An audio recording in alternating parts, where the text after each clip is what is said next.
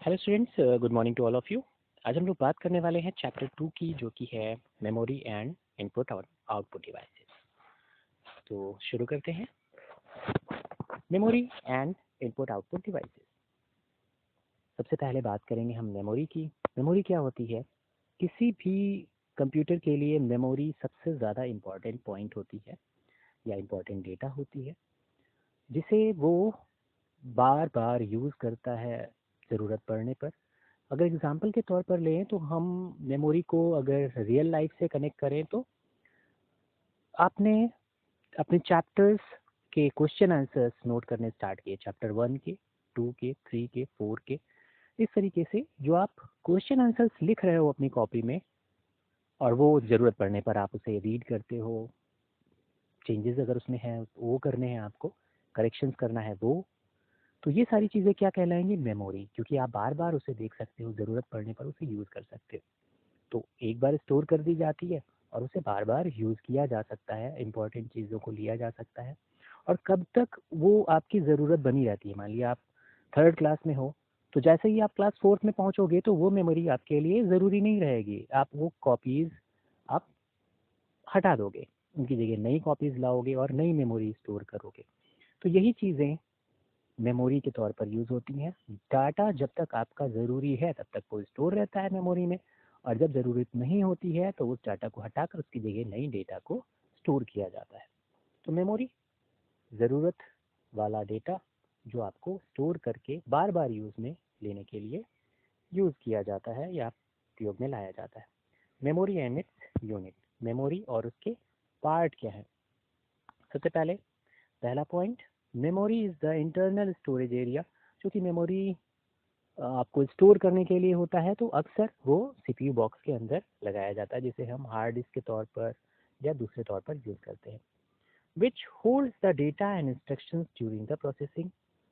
जो कि काम करता है डेटा को स्टोर करने का और इंस्ट्रक्शंस को उसके ऊपर अप्लाई करने का। जो डेटा आपने स्टोर किया है उसके ऊपर इंस्ट्रक्शंस अप्लाई करें। सपोज करो आप एक रिपोर्ट कार्ड बना रहे हो और रिपोर्ट कार्ड में आपको परसेंटेज निकालनी है, तो इंस्ट्रक्शंस क्या होगा कि परसेंटेज कितने में निकालना है। 100 में अगर परसेंटेज, मोस्टली हम लोग 100 में ही निकालते हैं, तो जितने भी मार्क्स आए हैं आपको उसे 100 के अकॉर्डिंग आप परसेंटेज में यूज़ करते हैं।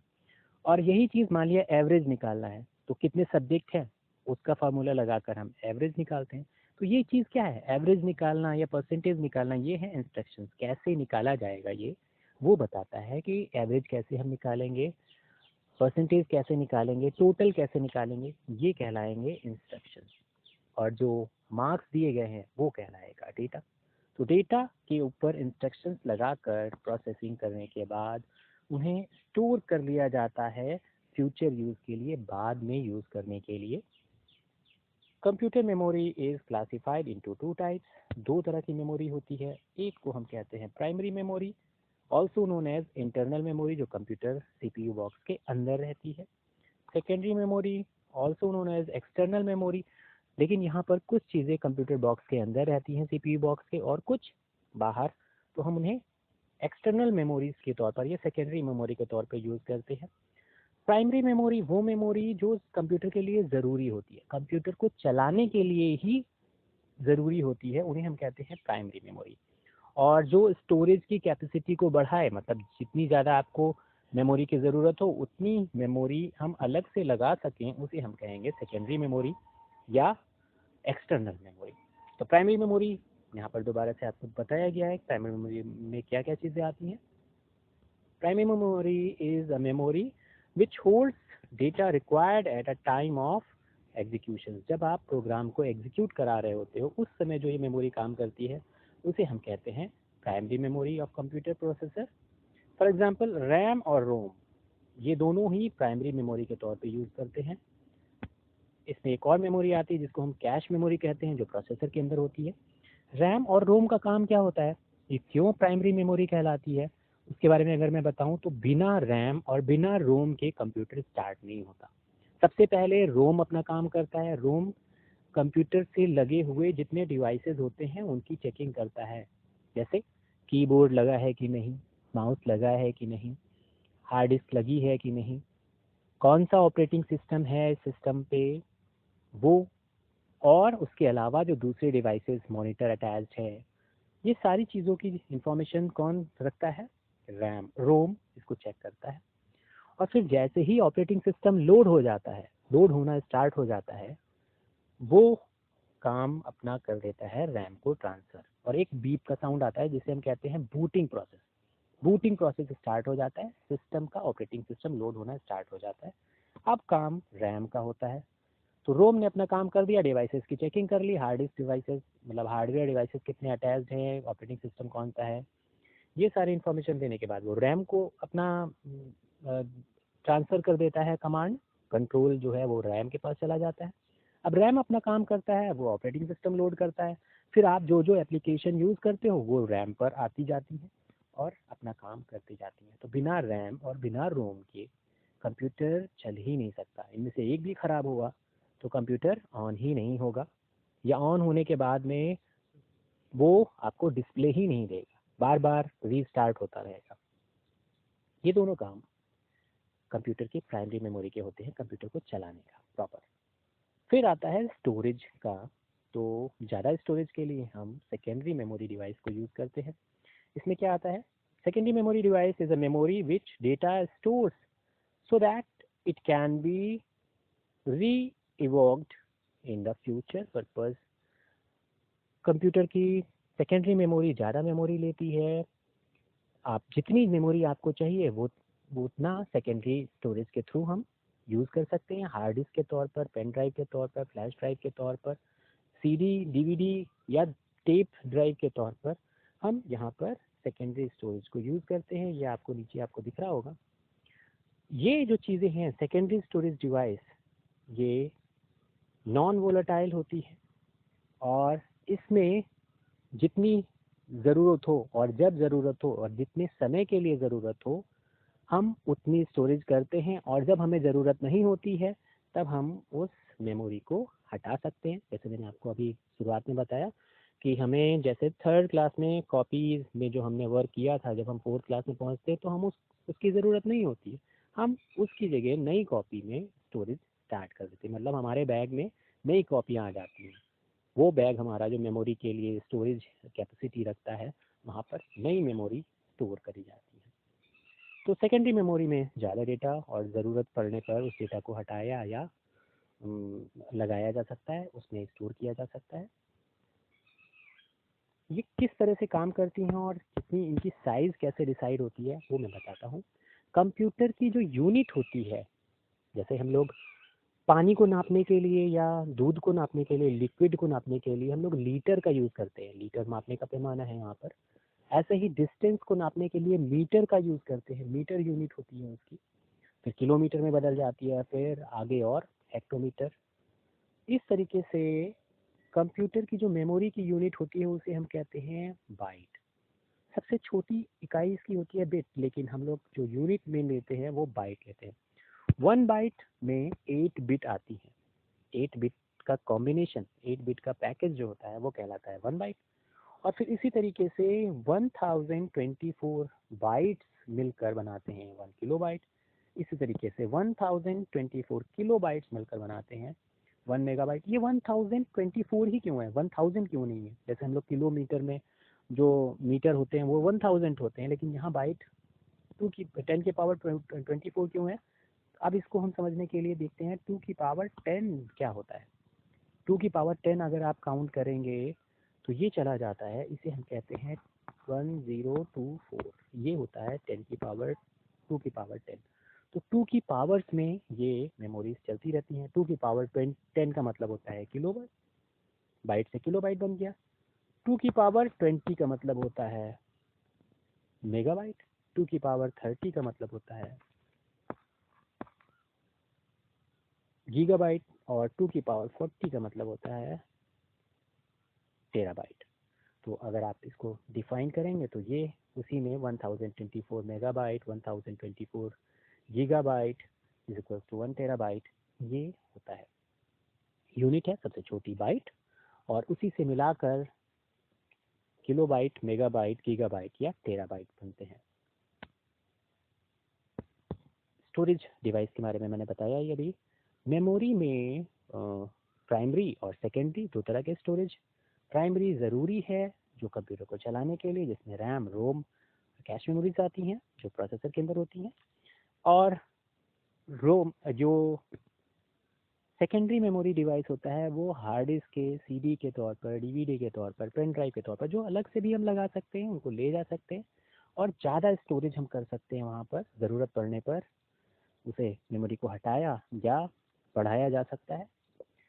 फ्लॉपी डिस्क ये भी एक स्टोरेज डिवाइस है। इसमें सबसे कम मेमोरी आती थी और स्टार्टिंग में ये यूज़ की जाती थी। एक स्क्वायर शेप की डिस्क होती थी और इसके अंदर एक राउंड डिस्क लगी रहती थी। इसकी लेकिन स्टोरेज कैपेसिटी 1.44 MB होती थी, मेगाबाइट, 1.44 MB। और फिर यही चीज़ बढ़कर 2.88, जो सबसे ज़्यादा स्टोरेज करती थी फ्लॉपी डिस्क में, वो था 2.88। आजकल तो एक अगर आप सॉन्ग भी अच्छी क्वालिटी का, ऑडियो सॉन्ग भी अगर स्टोर करेंगे तो इस पर नहीं आ पाएगा।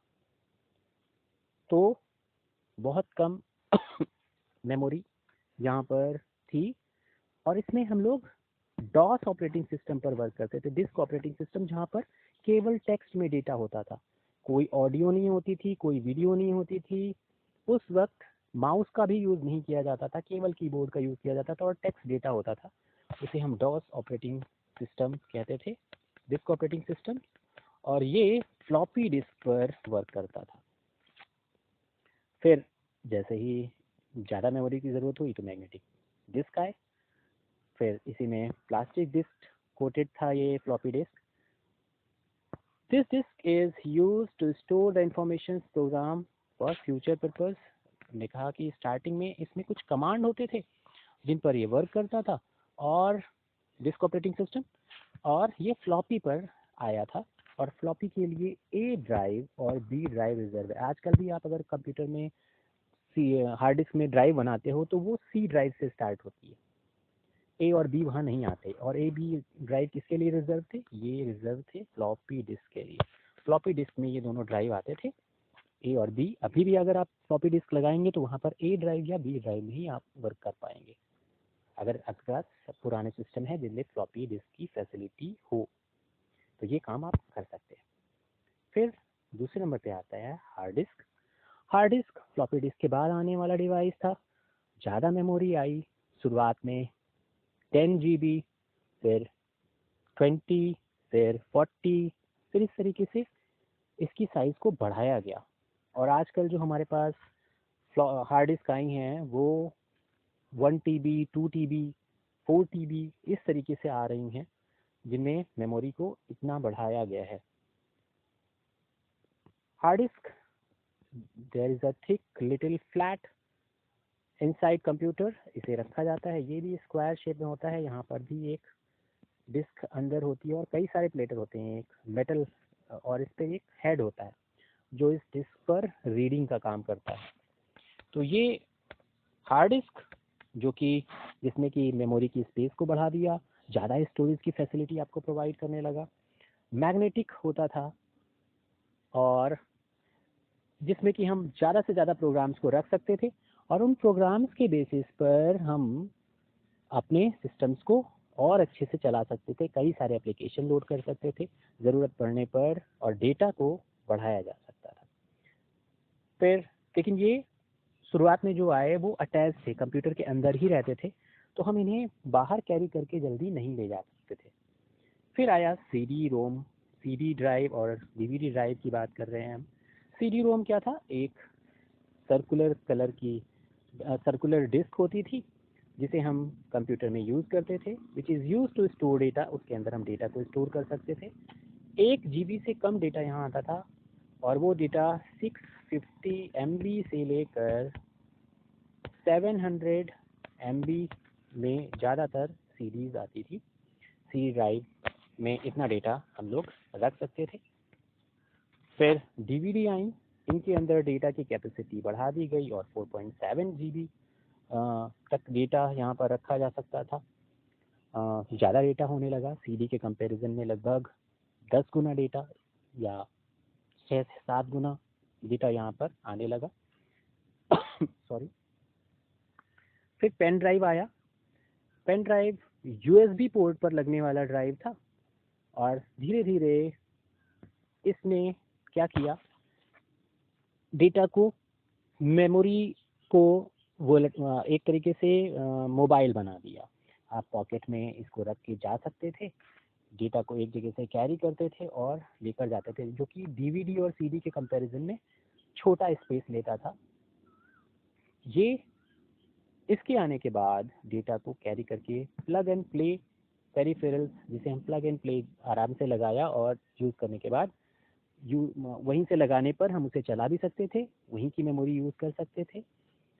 तो इसे हम प्लग एंड प्ले डिवाइसेस के तौर पर यूज़ करते थे। It is a light weight small rewritable portable device. Portable device को हम कैरी करके ले जा सकते हैं, एक जगह से दूसरी जगह पर आराम से ले जाया जा सकता है, मोबाइल डिवाइस कहलाते हैं।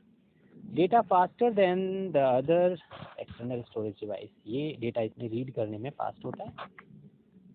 मेमोरी स्टिक, अपने मेमोरी कार्ड देखे होंगे, ऐसे ही मेमोरी स्टिक्स भी आती हैं, जो कि हम कार्ड रीडर के तौर पर उसके अंदर उसको लगाकर कंप्यूटर पर यूएसबी पोर्ट पर लगा सकते हैं।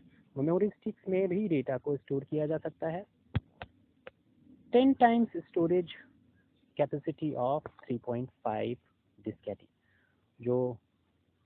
जो शुरुआत में आपके पास डिस्क आई थी फ्लॉपी डिस्क की, उसके 10 गुने के करीब यहाँ पर हम लोग डेटा को स्टोर कर सकते थे।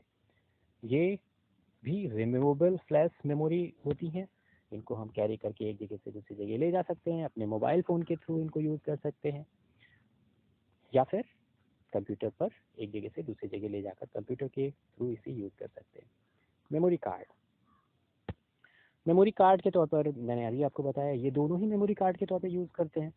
फिर भी removable flash memory storage device that recording digital photos. यहाँ पर हम डिजिटल फ़ोटोज़ को भी स्टोर करते हैं। जैसे आपने एक कैमरे को यूज़ किया और वहाँ पर मेमोरी कार्ड लगा होता है और उसको आपने कंप्यूटर से अटैच किया, तो उसकी मेमोरी आपके सिस्टम से अटैच हो जाती है। ऐसे ही आपका मोबाइल फ़ोन, तो मोबाइल फ़ोन पे आपने जो भी डेटा रखा हुआ है, जब उसे आप अटैच करते हो केबल से कंप्यूटर के साथ में यूएसबी केबल के थ्रू, तो उसका डेटा, उसका मेमोरी कार्ड जो है, उसके अंदर की जो मेमोरी है वो मेमोरी कार्ड के थ्रू आपको दिखाई पड़ती है आपके कंप्यूटर सिस्टम पर। तो यहाँ से हम इस डेटा को ले सकते हैं, एक्स्ट्रा मेमोरी यहाँ की यूज़ कर सकते हैं, अपने फ़ोन की मेमोरी को कंप्यूटर की मेमोरी से शेयर कर सकते हैं।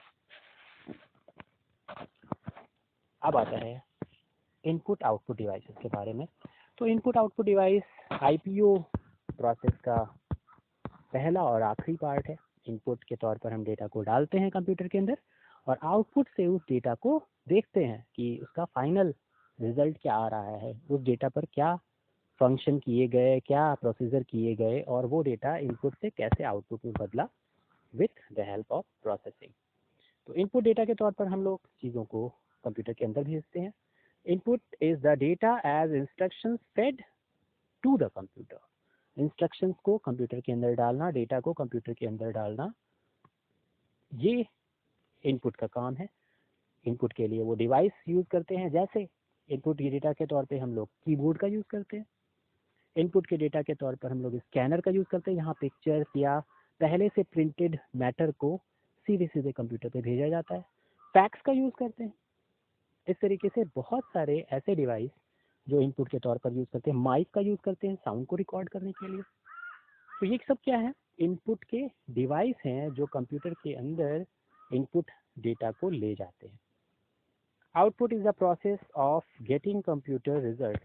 और आउटपुट क्या देता है, कंप्यूटर के अंदर प्रोसेस करने के बाद रिजल्ट देता है, फाइनल आउटपुट देता है। Input unit is responsible for input phase.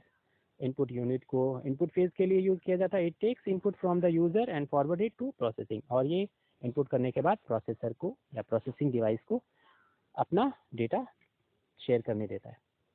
Output unit is responsible for the output, that is it makes available output after processing, ये प्रोसेसिंग के बाद में जो आउटपुट आता है उसको दिखाने के काम में, या रिजल्ट जो आता है उसको दिखाने के काम में आते हैं। विजुअल डिस्प्ले यूनिट, ये वीडियो कहलाता है, या इसको हम दूसरे नाम से जानते हैं मॉनिटर। इसको keyboard and computer connected with it. तो कंप्यूटर, वीडियो या विजुअल डिस्प्ले यूनिट या मॉनिटर हम कहें या प्रोजेक्टर कहें, ये प्रोजेक्टर और मॉनिटर क्या है? विजुअल डिस्प्ले यूनिट है। हमको विजुअल दिखाने के काम में आते हैं, डिस्प्ले कराने के काम में आते हैं, तो इन्हें हम वीडियो के तौर पर, विजुअल डिस्प्ले यूनिट के तौर पे यूज़ करेंगे। Keyboard is an input device, keyboard को हम इनपुट के डिवाइस के तौर पे यूज़ करते हैं, क्योंकि कीबोर्ड में जो कीज़ होती हैं वो इनपुट करने का काम कराती हैं। फिर mouse is an input device, mouse को भी हम लोग हेल्पिंग डिवाइस के तौर पे यूज़ करते हैं, इससे हम इनपुट भी लेते हैं, आउटपुट भी लेते हैं, लेकिन ये एक ग्राफिकल सॉफ्टवेयर है जो कि आपको कंप्यूटर पर स्क्रीन के ऊपर एक कर्सर की फॉर्म में कमांड को चलाने में और इजी आपको हैंडलिंग के लिए बनाया गया था। इसे हम हेल्पिंग डिवाइस के तौर पर ज़्यादा जानते हैं, अब बजाय इसके कि हम इसे इनपुट डिवाइस या आउटपुट डिवाइस कहें। Microphone is one of the most exciting area of research, recognize human voice or human speech so that this could be fed as input computer directly. Microphone या mic जिसे हम कहते हैं short में, इससे computer को record करने में, आवाज़ आपकी इनपुट आवाज़ को रिकॉर्ड कर कर कंप्यूटर के अंदर ले जाने में हेल्प करता है। तो ये इनपुट डिवाइस के तौर पर यूज़ किया जाता है, जिसे हम माइक्रोफोन कहते हैं।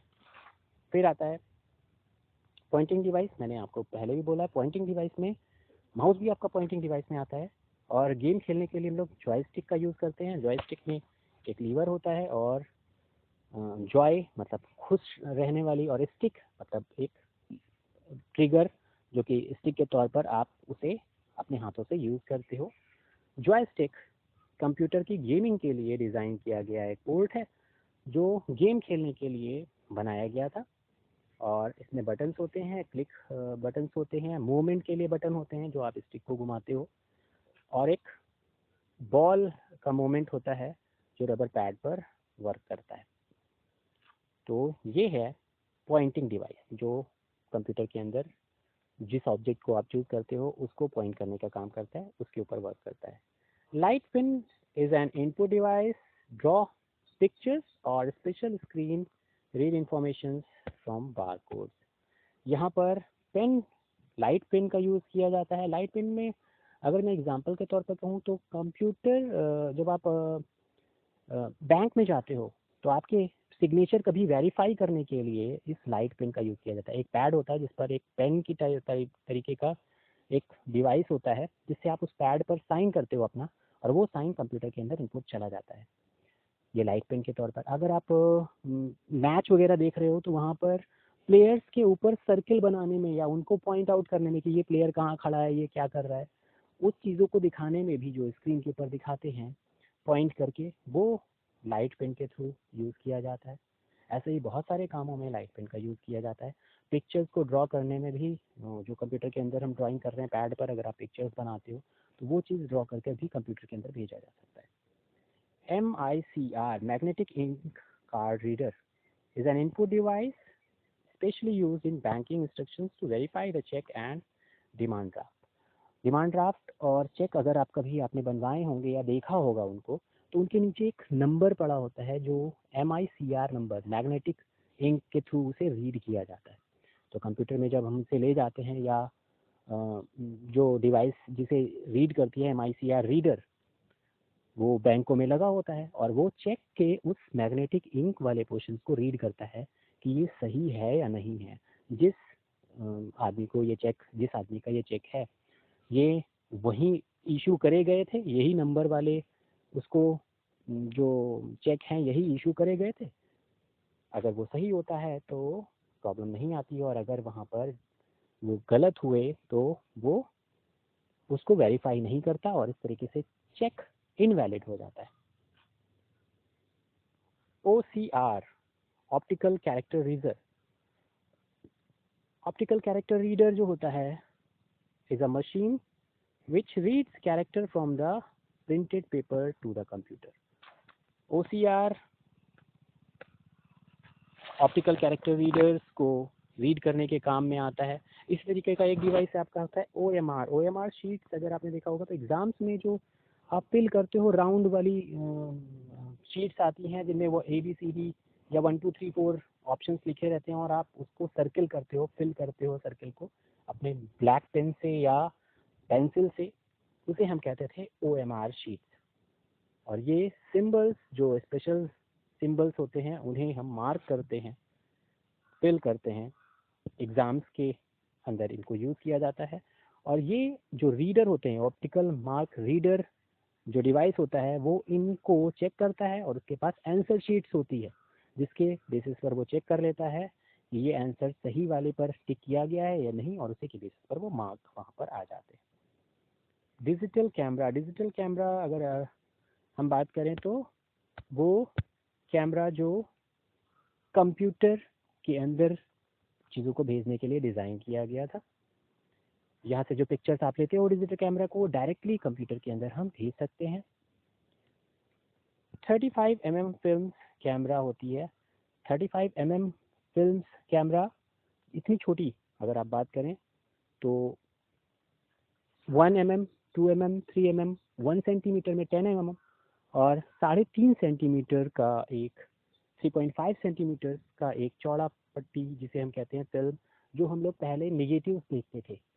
जो अगर आपने रील वगैरह सुना होगा, पहले आते थे जो मैग्नेटिक टेप में लगाए जाते थे और जिनसे प्रोजेक्टर के तौर पर आज भी पिक्चर्स में जो मूवी थिएटर्स में जो पिक्चर्स चलती हैं प्रोजेक्टर के थ्रू, वहाँ पर इन फिल्म्स का यूज़ किया जाता है पिक्चर्स को दिखाने के लिए, मूवीज़ को दिखाने के लिए। Scanner is an input device that is used to input copy image from the paper to computer. Paper जो आपने जैसे मान लिया आपने कुछ कोई चीज़ ड्रॉ कर रखी है या कुछ लिख रखा है या कोई फॉर्म है आपका मेडिकल से रिलेटेड, मेडिसिन से रिलेटेड कोई फॉर्म है और आप उसको किसी जगह भेजना चाह रहे हो, तो क्या करते हो आप स्नैपशॉट लेते हो, जो इसे हम स्कैनिंग कहते हैं। मतलब उसकी पिक्चर्स ली आपने और किसी को भेज दी, बिल्कुल वैसा ही जैसा आपने लिया था वैसा आपने भेज दिया, तो इसे हम स्कैनिंग कहते हैं। जब आप उसकी पिक्चर ले रहे हो तो दैट इज अ स्कैन, और फिर आप जब इसे भेज रहे हो तो उसे हम इंपोर्ट कहते हैं, और जब हम इसे निकालते हैं तो उसे हम प्रिंट आउट कहते हैं।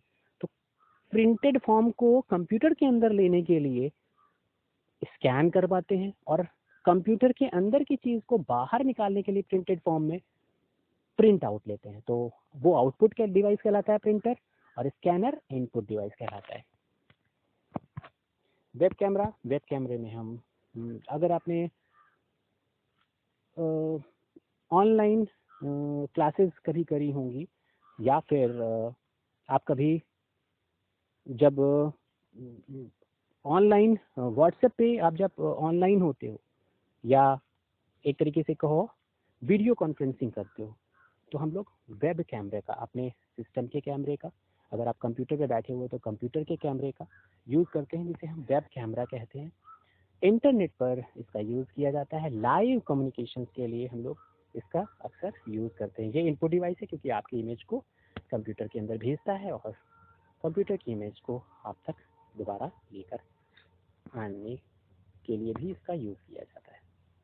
Printer is an output device, अभी मैंने आपको बताया था। ये प्रिंटेड मटेरियल को, कंप्यूटर के अंदर जो चीज़ है उसे आप तक प्रिंटेड फॉर्म में दिखाने के लिए यूज़ किया जाता है। दो तरह के होते हैं ये, impact and non impact. Impact printer वो होते हैं जिनमें जो प्रिंटिंग का चीज़ है, मतलब हेड है या जो चीज़ है, पेपर के डायरेक्ट कांटेक्ट में आता है। जैसे मान लिया आप मुहर लगा रहे हो, एक पेपर पे आपने मुहर लगाई, तो मुहर क्या है, मुहर को आप पेपर पर ला कर रखते हो, चिपकाते हो। पेपर के डायरेक्ट कांटेक्ट में जब आती है ये मुहर, तभी ये पेपर पर अपना प्रिंट छोड़ती है। तो इसे हम कहेंगे इम्पैक्ट प्रिंटर, मतलब डायरेक्ट कांटेक्ट में प्रिंटर क्या है। और दूसरे होते हैं नॉन इम्पैक्ट प्रिंटर।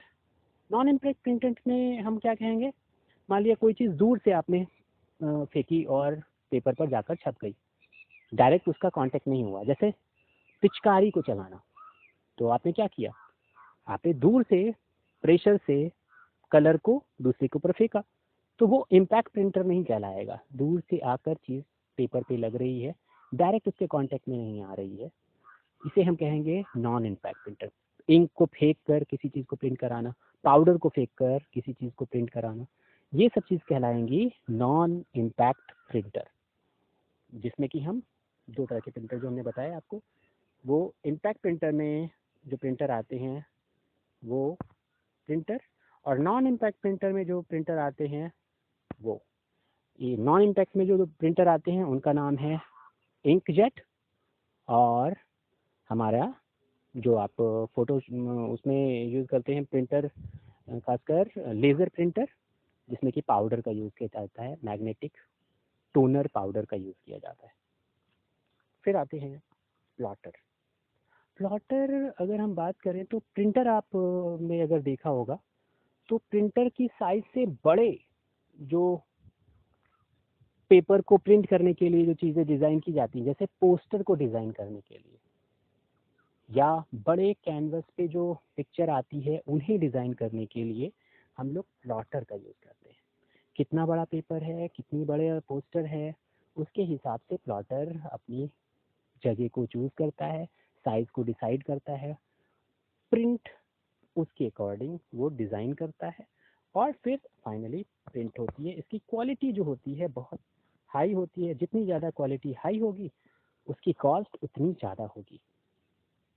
स्पीकर, ये आपको सभी को पता है कि स्पीकर से हम लोग आवाज़ सुनते हैं, तो आउटपुट देता है ये हमें, ये आउटपुट डिवाइस है। इसे मूवीज़ के या ऑडियोज़ के सॉन्ग को हम सुन सकते हैं, अपनी आवाज़ को हम सुन सकते हैं, ये स्पीकर के तौर पर यूज़ किया जाता है। तो मैंने यहाँ पर जितने भी पॉइंट्स हैं वो 1 लाइन 2 लाइन्स के जो पॉइंट हैं उनको सबको आपको नोट करना है। ये सारे नोट्स आपको अपनी कॉपी में मेंशन करने हैं। चैप्टर 1 एंड चैप्टर 2 दोनों के मैंने जो ब्रीफ पॉइंट्स थे वो आपको बताए हैं, इनको और अच्छे से आपको देखना है। Okay, have a nice day, thank you.